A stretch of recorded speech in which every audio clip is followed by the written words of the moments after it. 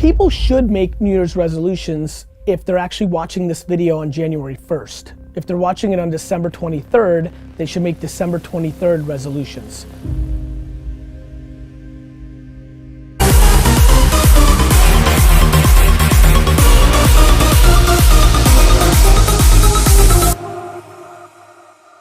Whenever you're watching this, because it lives on the internet, and thus that means you could watch this on June 17th, 2017, make a resolution every day of your life because you only get one at bat. The reason people struggle with having a New Year's resolution and sticking to it is because it was a tactic to do a New Year's resolution. Hence why my first answer was right, which is when you actually decide to make a change in your life, whether about weight or job or going out with somebody or relationships, that's when you actually pull it off. It's religion, not tactics. It all comes down to the inner game, my friends. Changing your life is a change in the inner game. The outside world you can't control, but you have absolute control over this one if you learn the dynamics of what shapes you.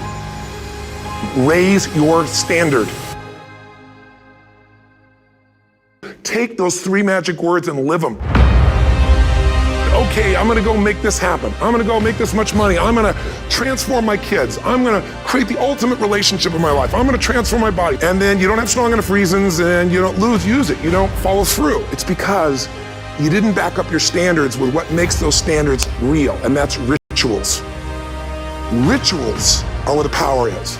Rituals define us. See, all the results in your life are coming from your rituals. They start with a standard and then have rituals that follow it up. So the secret to real happiness is progress.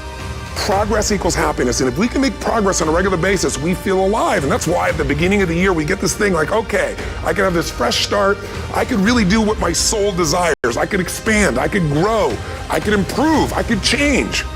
Or maybe better than change, I could progress. Think about that. Progress is an aliveness to it, doesn't it? You don't have to work at changing. People say all the time now, well, I'm working on changing. Don't worry about it. You don't have to work on changing. Change is automatic. But progress is not. There is a system. There is an orbit that you've been functioning in, and that most of the people around you contribute to. There's a social construct that contributes to you coming back down again. That defines you. And people are comfortable with you. They don't mind you leaping up every now and then, as long as you come back down with us. In fact, people only hate on you when you try to get away. As long as you come back down and fit back in the system, people don't have no trouble with you. But the moment you pack up your bags and say, see you, wouldn't want to be here, I'm out of here, people have a problem with that because you're leaving the orbit.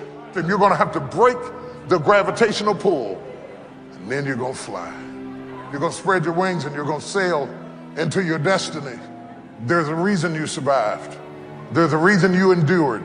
There's a reason that you cried but didn't faint. That you crawled but you didn't collapse. That you fell down but you weren't shattered. You're a new person, but before you walk out of that door, you gotta have a new mind. You cannot believe the old labels. I want you to stop speaking negativity over yourself. You are an answer. Walk like it, talk like it, plan like it. The world will change their opinion about you the day after you do. A vision is about what you're here to create. A vision that really works is one that excites you.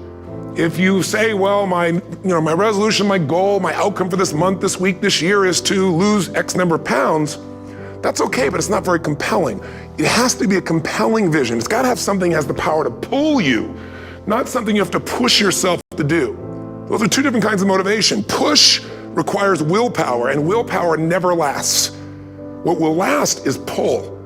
Having something so exciting, so attractive, something you desire so much that you have a hard time going to sleep at night and you get so up early in the morning to rock it and take it to the next level. So it's got to be a vision that's compelling. Something that you know it's going to be a gift to make sure that it happens. And also, along with that compelling vision, you gotta have strong enough reasons that you're gonna follow through when the going gets tough. Reasons come first, answers come second. If you get a compelling vision and you got strong enough reasons that will push you through the tough times, you're gonna do things other people don't do. Instead of collapsing, even if you get off target, you won't go, oh, I blew it. You'll get right back on target, make the change, make things happen. And I know you've done this in many areas of your life. Just think about it again. I'm not teaching you something really new here today. I just want to remind you of what your soul knows. You gotta change, you gotta improve, and you gotta go through a simple process fundamentally to make that progress. First step, vision that's compelling. Second step, make sure that there's strong enough reasons to follow through. Third step, you gotta review it and feel it every day. You know, what do people do with a New Year's resolution? They come up with something they kind of want. It's not a compelling vision. They don't really have strong enough reasons, and they never review it again until to notice that they broke what they said they really want to have make happen, because they didn't really resolve. If you resolve, you got the vision, it's compelling, you review it daily, and you feel it, you envision it, and you experience it. Simple as it sounds. Why is it at the beginning of a year we have this tradition, but it goes beyond tradition. It's something inside of us that makes us want to make things better. And I think part of it is the calendar gives us this idea that we could have a fresh start, that we can start from fresh and have this great victory. And it's really, the calendar itself is quite arbitrary. It's wonderful to use it, but if you didn't use it effectively, let's use the calendar to serve you today. Let's just see, what does it really take to make this thing happen? Because there's no denying that inside of you, the only thing that's gonna make you happy in the year ahead and the decades ahead is gonna be having you have an experience where on a regular basis, you feel like your life is making progress. The strongest force in the whole human personality is this need to stay consistent with how we define ourselves. If you define yourself as somebody who is really conservative, you're not gonna be crazy and act nuts unless you're really drunk or something, and then you can say it's the alcohol, when it's really just you finally getting permission to be yourself. The alcohol is your excuse. If you're a really crazy person, you act crazy, outrageous, playful. You don't act conservative because that's not who you are. Very often people say, well, I can't do that. I'm not that kind of person. And I always say to people, really, when did you define yourself? When I talk about, shoulds versus musts, think about your own life. I know there have been areas in your life where some point in time you just shifted and you raised the standard and your life changed. Because whatever people have their identity attached to, they live. Wants don't get met consistently, standards do. Whatever you identify, this is who I am. And so it's not so much about changing your identity as it is expanding it.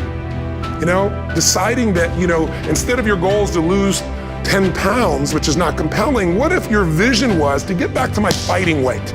This year, this month, this next 90 days, I'm gonna transform my body. I'm gonna take on a new challenge. I'm gonna find some technique or strategy, there's a million of them, that can reframe myself where I want to feel younger, stronger, more vibrant than ever before. Here's my reasons, because I want the energy to really make my life work, because it's tough out there and I want to be stronger than I've ever been before. If you are where you want to be physically, you have very different rituals than if you're not where you want to be physically. If you're overweight, you and I both know you got a different ritual than if you're physically fit. The only thing that's going to make you happy, my friend, in this year or any other, is to step up. It's to raise the standard, it's to discover what you're capable of and feel that incredible power of pushing through whatever's holding you back and get to the other side of more of your true self. That's what this game's all about. Don't let this year be like last. And if last year was great, still don't let it be that way. Raise the standard. If your life is perfect and extraordinary, you darn well know you're not gonna be happy unless you keep making it better. That's what makes us feel alive. It's not what we get that makes us happy, it's who we become and what we're able to give because we become more. Once you discipline yourself in one area of your life, you feel yourself doing it in other areas as well. And I always say something that my original teacher taught me. I always remind people, there's always two pains in life. There's the pain of discipline, or there's the pain of regret. And discipline weighs ounces, as my friend Jim Rohn taught me. Regret weighs tons.